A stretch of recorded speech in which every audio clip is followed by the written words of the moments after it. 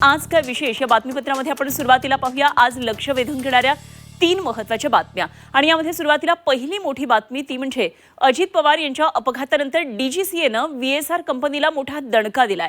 व्हीएसआर कंपनीच्या 4 लिअरजेट 45 विमानांच्या उड्डाणांना आता बंदी घालण्यात आली आहे। विमानांचं विशेष ऑडिट केल्यानंतर विमानाच्या देखभालीमध्ये त्रुटी आढळून आलेल्या आहेत आणि या त्रुटी दूर होईपर्यंत या विमानांना उड्डाणास आता बंदी घालण्यात आली आहे। या संदर्भातले महत्त्वाचे अपडेट आपण या बातमीपत्रामध्ये जाणून घेणार आहोत। दुसरी मोठी बातमी ज्यावर आहे झी 24 तासचं लक्ष ती म्हणजे भाजपकडून राज्यसभेवर कोणाची वर्णी लागते याकडे सर्वांचंच लक्ष लागलेलं आहे। मुख्यमंत्री फडणवीसांच्या वर्षा बंगल्यावर भाजपची एक महत्त्वाची बैठक काल पार पडली।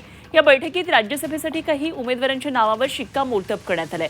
दरम्यान महाराष्ट्रातल्या 7 जागांवर कोणाची वर्णी लागते हे पाहणं महत्त्वाचं ठरणार आहे। त्यामुळे आजच्या दिवसभरामध्ये या संदर्भात काय नेमक्या महत्त्वाच्या घडामोडी असणार आहेत हे आपण जाणून घेणार आहोत। आणि तिसरी लक्षवेधी महत्त्वाची बातमी ती म्हणजे आज मुंबई महापालिकेचा अर्थसंकल्प सादर होणार आहे आणि या अर्थसंकल्पातून मुंबईकरांना काय खास मिळणार हे पाहणं महत्त्वाचं असेल।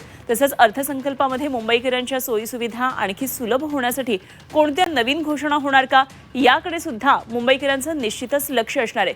त्यामुळे या संदर्भातले डिटेल्स सुद्धा आपण या बुलेटिनमध्ये जाणून घेणार आहोत।